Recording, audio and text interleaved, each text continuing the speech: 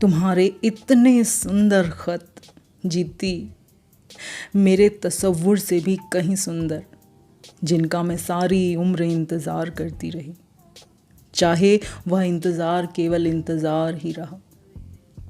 कितनी ही कविताओं में मैं उनके जवाब भी लिखती थी। आज वे सच हो गए, पर आज मेरा मन मेरे वश में नहीं आ रहा है। आंखें भर भर आती हैं। मेरी उम्र के साल इस सच को देखने के लिए एक जगह पर ठहर क्यों नहीं गए? वे क्यों बढ़ते गए?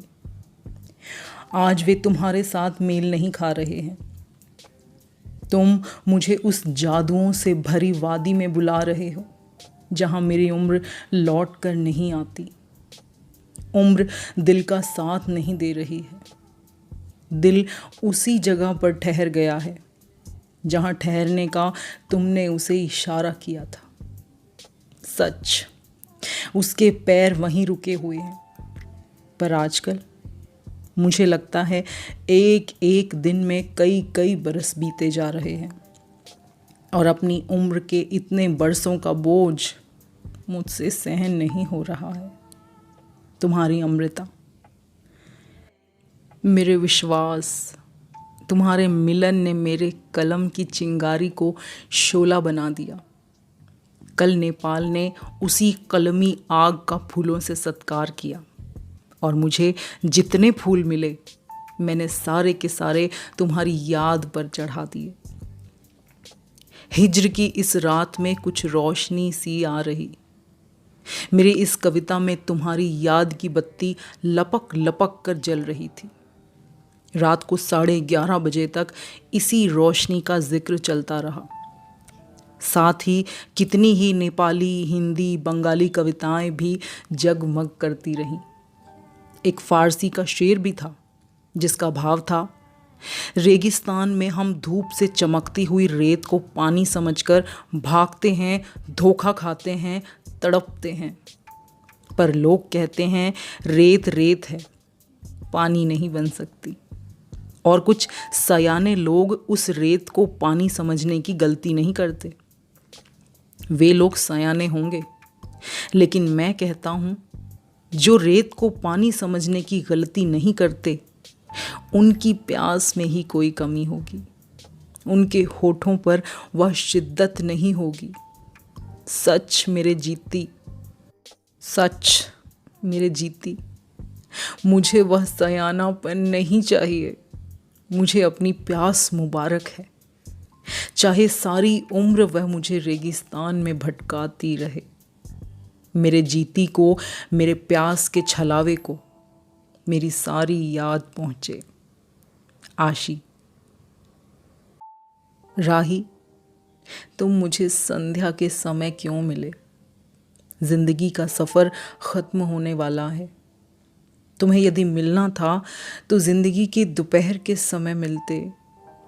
उस दोपहर का सेक तो देख लेते। काठमांडू में किसी ने यह हिंदी कविता पढ़ी थी, कई बार कई लोगों की पीड़ा कितनी एक जैसी होती है। मेरी ज़िंदगी के ख़त्म हो रहे इस सफ़र में अब मुझे सिर्फ तुम्हारे ख़तों का इंतज़ार है। मेरा यह इंतज़ार तुम्हारे इस शहर बम्बई की जालिम दीवारों से टकरा कर हमेशा ज़ख्मी होता रहा है। पहले भी 14 बरस राम वनवास जितने इसी तरह बीत गए। बाकी रहते बरस भी लगता है अपनी पंक्ति में जा मिलेंगे। आज तक तुम्हारा एक ही खत आया है। शायद तुम्हें काठमांडू का पता भूल गया हो। रोज़ वहाँ मैं तुम्हारे एक अक्षर का इंतज़ार करती रही। वहाँ मेरे लिए लोगों के पास बहुत शब्द थे, दिल को छू जाने वाले, पर उन्होंने इंतज़ार की चिंगारी को और सुलगा दिया और जला दिया। मुझसे उसका सेक सहा न गया। 3 दिन के इंतज़ार के बाद मुझे बुखार हो गया। कल वापस आई। रास्ते में हवाई जहाज़ बदलकर सीधे सफ़र की सीट नहीं मिली थी। रात को 9:15 बजे पहुंची। इंतज़ार कह रहा था कि पहुंचने पर कोई संदेशा तो ज़रूर मेरे लिए होगा। न जाने तुम्हारे लफ्ज़ों ने इतनी कंजूसी क्यों कर ली है। आज की डाक भी आ चुकी है। सवाल का जवाब बनने वाले, मुझे इस चुप का अर्थ समझा जाना। मेरे गीतों की जान, आज तुम्हारा ख़त हमें नसीब हुआ है। मैं ज़िंदगी की शुक्रगुज़ार हूँ जिसने मेरे ख़तों के जवाब मुझे ला कर दिए। पर मेरे सारे ख़त तुम्हें क्यों नहीं मिले? ये मेरा 7वां ख़त है। 3 मैंने नेपाल जाने से पहले लिखे थे। एक तो उसी दिन लिखा था जिस दिन मैं अपना चैन 900 मील दूर भेज कर आई थी, 21 तारीख को, और फिर रोज़ लिखती रही। कभी मैंने दिल के सारे उलाहने के साथ लिखा था। ये मेरा उम्र का ख़त व्यर्थ हो गया। हमारे दिल ने महबूब का जो पता लिखा था वह हमारी किस्मत से पढ़ा न गया। पर आज जब वह पता सामने है, इन डाक खाने वालों ने लगता है किस्मत से साठ गांठ कर ली है। इनसे भी वह पता नहीं पढ़ा जा रहा है। नेपाल में टैगोर का एक गीत सुना था, तू ही मेरा सागर है, तू ही मेरा मल्लाह, और मैं एक नाव हूँ, तुम्हें किनारे लगाने के लिए क्यों कहूँ। डूब भी जाऊं तो तुझ में ही डूबूंगी, क्योंकि तू मेरा सागर भी है। इस गीत ने बड़ा सहारा दिया। तुम्हारी आशी। मेरी तकदीर, राजन का अस्तित्व इस धरती पर कहीं नहीं था। उसने सिर्फ मेरे सपनों को अपना बना रखा था। और फिर जिस दिन तुमने अशु पढ़कर मुझे फ़ोन किया था, मैं तुम्हारा राजन बोल रहा हूँ, उस दिन यह धरती की बात बन गई।